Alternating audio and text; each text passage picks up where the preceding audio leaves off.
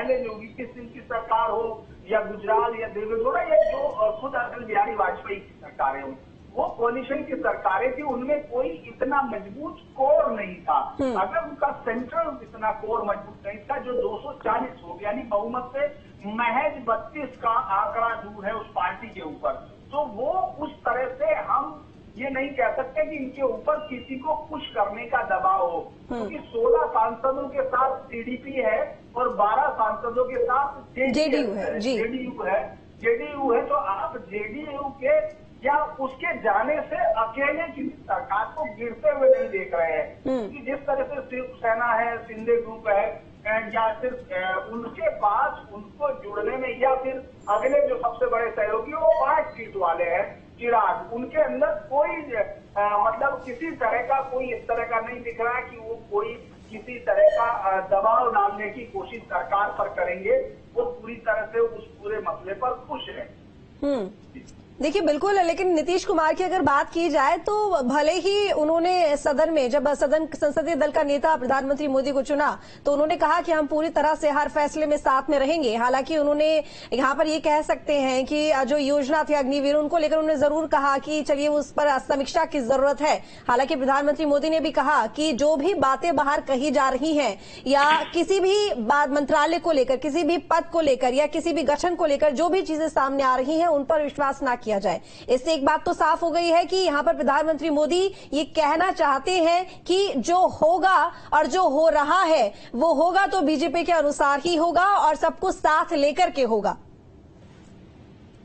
देखिए, मैं फिर ये कहूंगा कि इस पूरे समय में चूंकि जो सोशल मीडिया है उसका इस चुनाव में बहुत बेहतर इस्तेमाल हुआ है। वो विपक्ष ने भी किया है तो सत्तारूढ़ पक्ष ने भी किया है।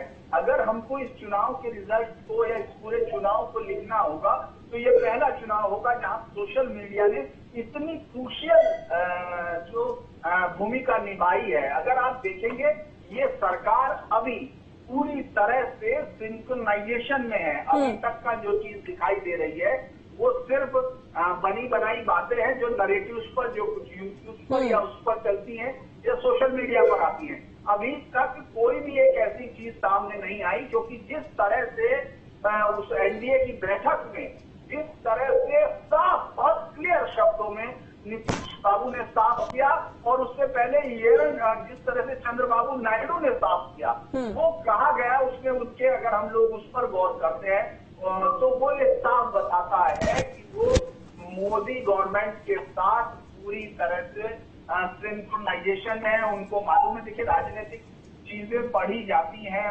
बिटवीन द लाइन होती हैं।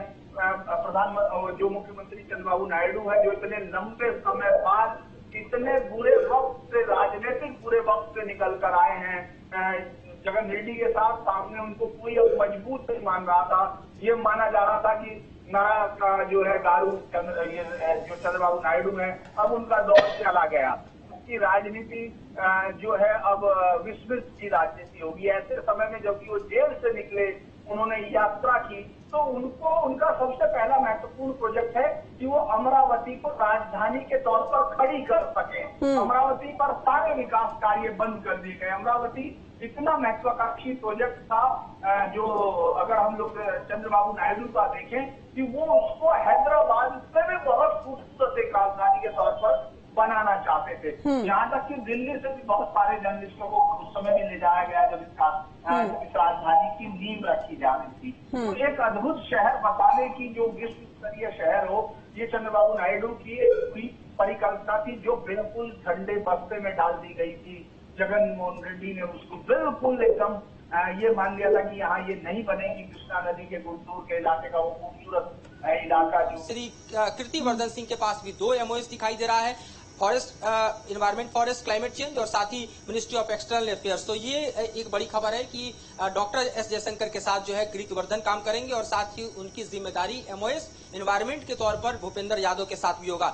BL वर्मा, ये भी एक बड़ा नाम है, उनको भी MOS बनाया गया है, कंज्यूमर अफेयर्स में है, फूड एंड पब्लिक डिस्ट्रीब्यूशन में है और साथ ही उनके पास सोशल जस्टिस इंपावरमेंट का मंत्रालय भी MOS के तौर पे मिला है।